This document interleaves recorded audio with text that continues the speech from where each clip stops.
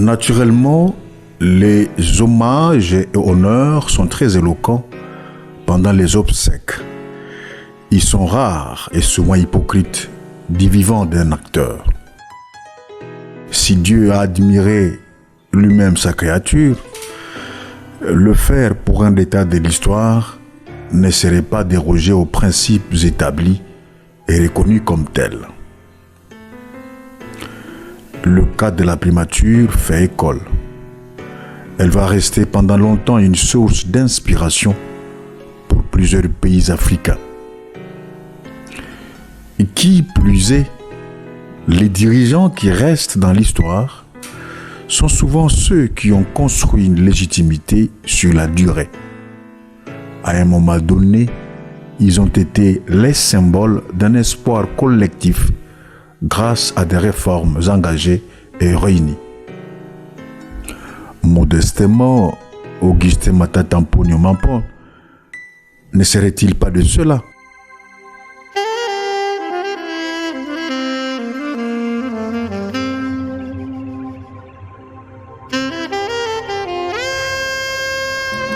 On pourrait se tromper. Cependant, ce qui est vrai est que son génie est fait d'1% d'inspiration et 99% de transpiration.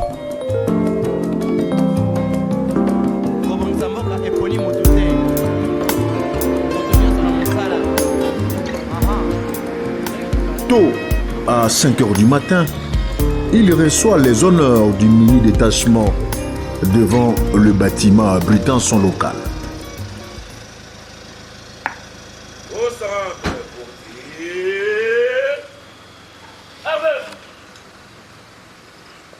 Son Excellence, Monsieur le Premier ministre, chef du gouvernement de la République démocratique du Congo, Excellence de séjour, à vos ordres, Son Excellence.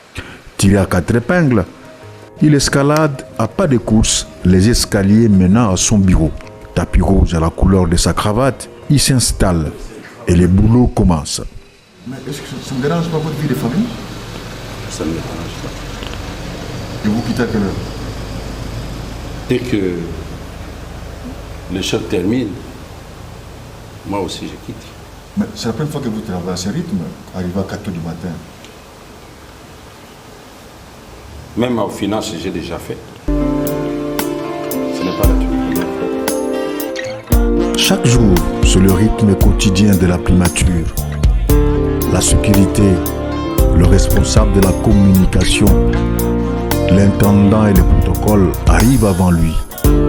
En très bon chrétien, il s'inspire de la femme vertueuse s'élevant lorsqu'il est encore nuit, Proverbe 31:15a, et de Jésus qui, tôt le matin, se levait pour aller prier dans un lieu désert, Marc 1:35. Les autres membres du cabinet à la primature viennent entre 6 h et 7 h en faisant signaler l'heure de l'arrivée. Pendant 4 ans et plus ou moins 6 mois, c'est la ponctualité, l'ordre, la discipline et le respect de la moralité. La réputation de Matata a été construite par une méthode faite de rigueur. On se réveille à 4 h, mais on ne commence pas à 4 h. C'est plutôt le Premier ministre qui commence un peu plus tôt que nous, mais nous commençons à 7h30. Mais il faut dire que vers 6h30, 7h, on est déjà là.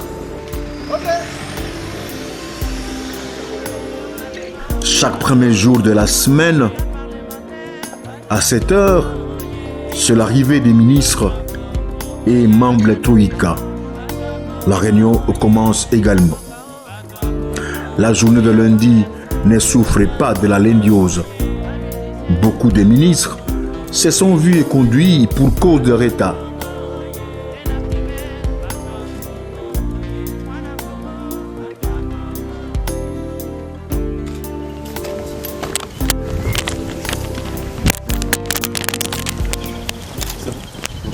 Monsieur le Premier ministre a présidé la réunion de la Troïka stratégique du gouvernement au cours de laquelle il a été examiné essentiellement la question de l'évolution du taux de change. Ainsi, les membres de la Troïka s'y sont accommodés et ils n'avaient pas de choix. À 4h30, à 5h30, je cours, je fais du sport. Donc, ça ne change rien que je me retrouve ici à 7h. C'est la vie normale. Au fait, à quoi sert cet exercice de Troïka pour la République?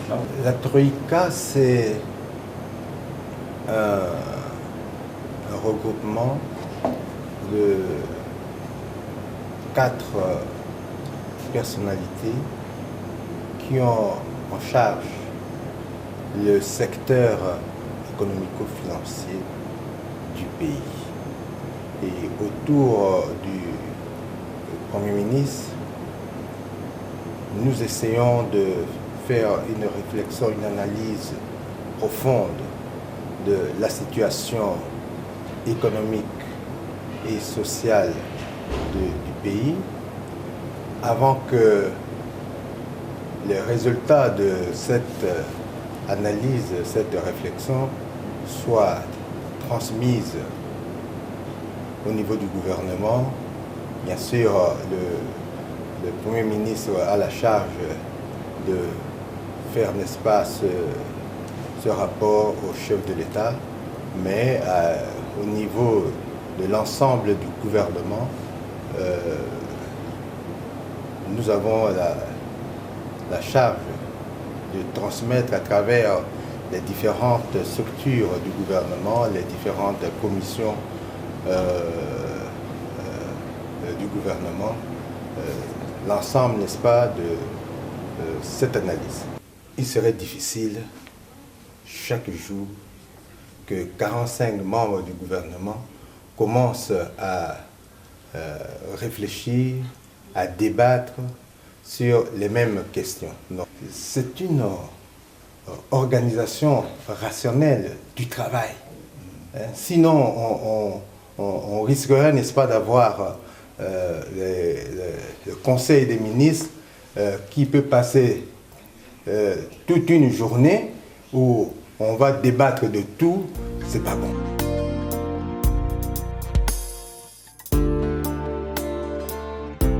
Comme il a dit lui-même, le développement d'un pays ne s'improvise pas. Il s'élabore avec exigence et se conduit avec ardeur. Et toujours avec la même modestie, les gamins nés dans une banlieue de Kindu ou dans le Maniema ne s'attribuent pas les résultats obtenus, mais il aime en décrypter les processus. Journaliste, conseiller, directeur de cabinet, adjoint, directeur de cabinet titulaire, conseiller principal, chargé d'études, chargé des courriers, chargé du protocole, huissier, chacun d'entre nous, là où il peut faire son travail pour que ce beau pays puisse être transformé. Parce que sous l'impulsion du chef de l'État, le pays se transforme effectivement. Mais il ne faut pas que l'élan soit cassé. L'image de ce complexe administratif de la primature est une image qui témoigne effectivement de la volonté du chef de l'État de pouvoir révolutionner les choses. Le contenant de la primature, très modernisé, ne peut produire un bon contenu. La forme architecturale et le luxe qui en ressortent donnent l'idée de celui qui est la locomotive.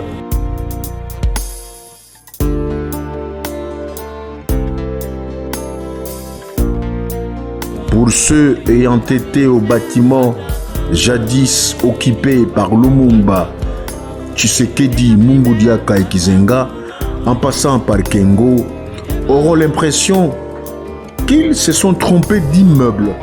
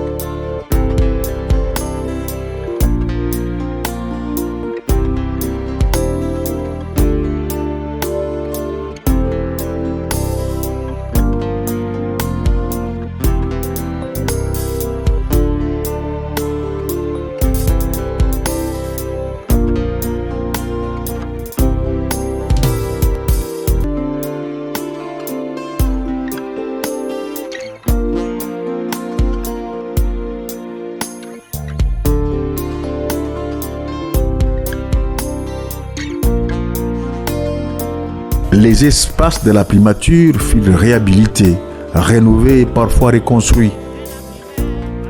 Quand nous sommes arrivés au mois de mai de 2012, quand on a nommé le Premier ministre Matata Mponyo, alors on a été contacté pour venir faire l'état des lieux de la primature. Nous avons trouvé qu'il y avait plusieurs bâtiments construits un peu en désordre, certains bâtiments ne répondaient même pas aux normes architecturales, vu la vétusté des bâtiments et même la construction un peu anarchique et puis en désordre. C'est comme ça que l'idée première, c'était juste de faire une réhabilitation de ce qu'on avait trouvé. Alors, et en regardant aussi la capacité d'accueil de la primature par rapport à la vision du cabinet de son Excellence, Monsieur le Premier ministre, il était aussi question de vouloir augmenter la capacité d'accueil de la primature. C'est comme ça que nous nous sommes mis, on a réfléchi, on a trouvé qu'il était normal de raser les bâtiments qui étaient un peu en désordre pour permettre à ce que nous puissions construire de nouveaux bâtiments qui vont ajouter la capacité d'accueil et permettre aussi la parfaite collaboration des services en regroupant les conseillers dans des bâtiments pour permettre à ce qu'il y ait cet échange facile de travail. C'est ce qui a été fait. Voilà la raison pour laquelle la partie centrale que vous voyez ici, il y avait des bâtiments semés par-ci, par-là, qu'on a dû raser et on les a remplacés par les 3 nouveaux bâtiments construits en étage.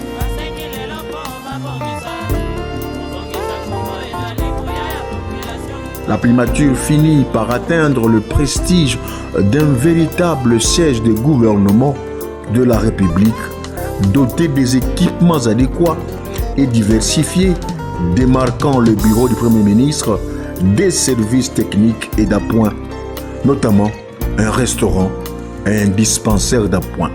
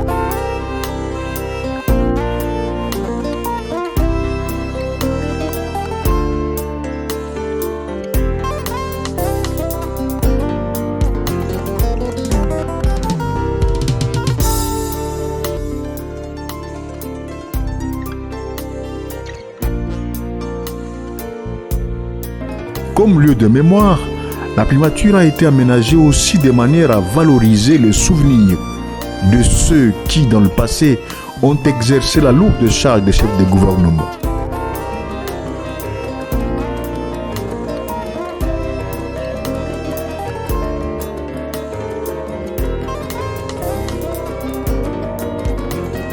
Pour la mémoire de ceux qui ont travaillé pour ce pays, des anciens premiers ministres. Non seulement chacun d'eux bénéficie d'un arbre centenaire dans les jardins des premiers ministres, mais il était important que certains d'entre eux puissent être immortalisés par leur nom à travers des bâtiments de la primature rénovés. Nous voudrions donc, par ce symbole, adresser à toutes les familles des anciens premiers ministres que la République les reste reconnaissante. Nous aurions souhaité avoir autant de bâtiments qu'il y a autant de premiers ministres, mais cela n'est pas possible. Nous avons attribué les bâtiments à quelques premiers ministres, mais au nom de l'ensemble des premiers ministres. Il y a aussi les bâtiments qui portent le nom du Premier ministre actuel, juste pour marquer la continuité. Il y a le passé, mais il y a aussi le futur. Parce qu'au-delà de ce que nous faisons, il faut qu'il y ait un trait d'union. Monuments et noms des différents bâtiments s'efforcent de pérenniser ces identités avec une mention spéciale pour Patrice Emery Lumumba. La salle que nous avons dédiée à Patrice Emery Lumumba. Je crois que ça doit être le bâtiment Jules Fontaine-Sambwa, je crois, qui détient la salle de Patrice Emery Lumumba. C'est la plus grande salle de réunion de ces bâtiments. Augustin Matata est le premier à avoir inclus cette donne. Peut-être a-t-il compris qu'une nation se révèle non seulement par les hommes qu'elle produit, mais également par ceux qu'elle honore, les hommes dont elle se souvient.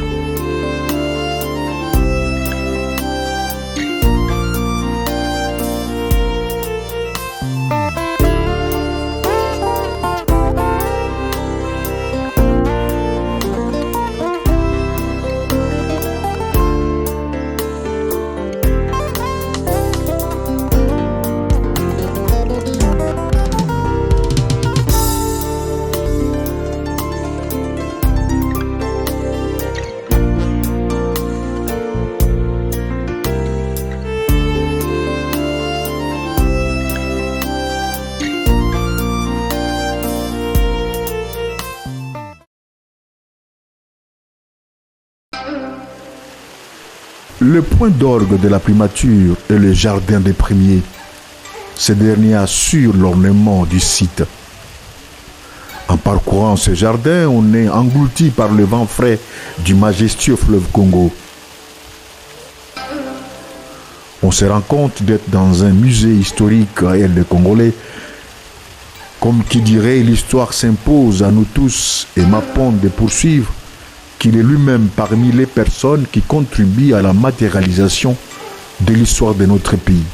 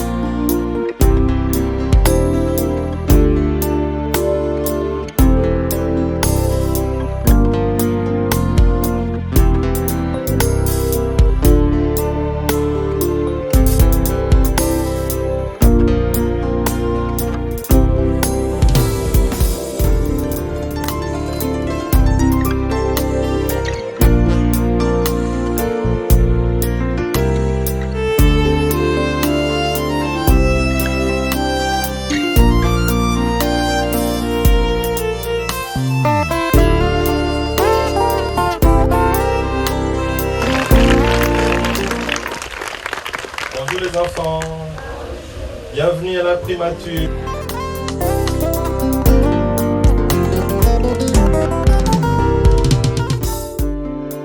De 1960 à 2014, tous les premiers ministres y sont gravés. On apprend en scrutant que Léon Kengo Wadondo est le locataire ayant la plus longue période de bail, bien entendu avec intervalle. Étienne Tshisekedi eut le mandat le plus court, il est de 3 jours, soit du 2 avril 1997 au 9 avril de la même année. Mais il faut noter que Tshisekedi est le premier ministre ayant le plus de nominations, parfois sans en exercer l'effectivité. Notons aussi que si Tshisekedi a fait le mandat le plus court en termes de jours, c'est Bernardin Mungudiaka qui fit un mandat plus court en termes de mois, soit 24 jours. Sa présence à la primature a été tellement mouvementée et il eut comme surnom Yamungoul. L'on constate aussi que dans la durée de la permanence, Augustin Matata battrait le record. Il est au top du hit parade des premiers ministres en totalisant 4 ans et 6 mois sans discontinuer, soit du 18 avril 2012 à novembre 2016. Véritable chef de l'histoire immédiate et lointaine et de la flore et de la faune de l'ex-État indépendant du Congo, devenu République du Zaïre et enfin République démocratique du Congo, les bustes des anciens gouverneurs généraux belges est une preuve d'honnêteté intellectuelle. D'Henri Cornelis à Pierre Ryckmans, en passant par Routen ou Pétillon. Ce jardin, vanté par le ministre Banza Moukalay, paix à son âme, n'hésitant pas à les considérer comme patrimoine culturel national. Chaque ancien locataire a eu, et en plus du buste, un arbre planté soit par lui-même ou un membre de sa famille pour ceux déjà décédés. En outre de la statue géante de Lumumba, il y a 10 œuvres d'art ayant chacune sa signification sur la vision et la place du travail comme socle du tout développement d'une nation. Il s'agit entre autres du musicien jouant à la guitare au rythme de l'indépendance tcha-tcha, de la colombe de la liberté, vocation de tout peuple, de la persévérance au travail, du sacrifice pour l'intérêt commun, des esclaves en chaîne rappelant l'époque sombre de la traite négrière. En plus, la médiatrice, mais également la princesse de Gbao, la représentation des poissons in-ang et de la mélodie charmante pour déboucher à la sculpture des mutations, comme capacité de changer dans le dynamisme pour atteindre l'épanouissement et l'émancipation de la société. Le monument de Lumumba est l'arbre placé en premier, plus élancé que tous. Sur le socle du gigantisme Lumumba, on y découvre des paroles, des souvenirs d'actualité. Notamment, nous allons montrer au monde ce que peut faire l'homme noir quand il travaille dans la liberté.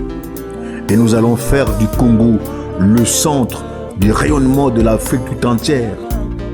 Discours au Palais des Nations le 30 juin 1960. Et là, Lumumba pensait déjà à l'émergence de la RDC. Ou encore, un extrait de son discours à Ibadan, au Nigeria, en mars 59.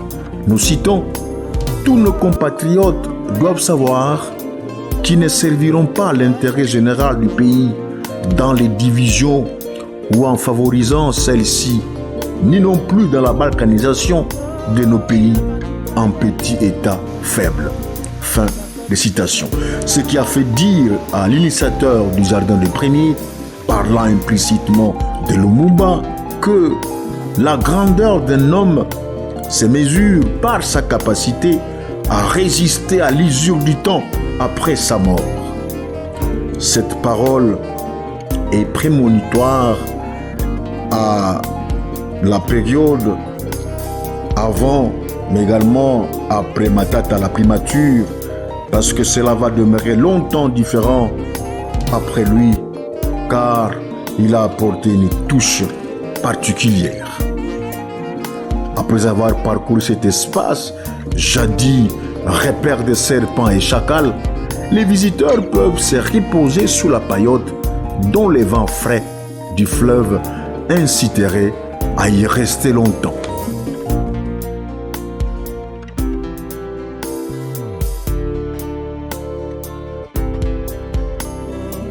Incontestablement, personne ne l'a osé avant l'originaire du Maniema. Une pression à son successeur. Celui-là va remplacer le pot d'interrogation pour qu'il fasse mieux. Il ne sera pas hasardeux de croire que ce qui a pu être fait devra être préservé pour constituer la pierre angulaire des actions et des efforts dans la longue marche vers l'émergence.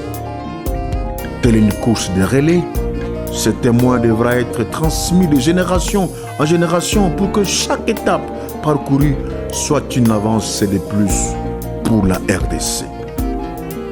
Augustin Matata Mponyo Mampon vient de placer la barre tellement haut pour son successeur. On va jauger ses performances par rapport au niveau éclatant de la primature. Sera-t-il capable d'aller au-delà? Tel est le défi. C'est ainsi qu'il est fondamental de savoir que la vie d'une nation est trop précieuse pour la laisser entre les mains des personnes sans autre ambition que l'enrichissement personnel ou la gloriole. Aussi, la sanction doit être exemplaire. Le mérite doit être reconnu comme une valeur. La conscience nationale doit être reconstruite pour la renaissance du pays. Le développement en dépend étroitement et inexorablement. Qu'on l'aime ou qu'on l'aime pas, et sans peur d'être contredit, Matata a marqué son passage à la primature. Et c'est cela que l'on appelle entrer dans l'histoire par la grande porte.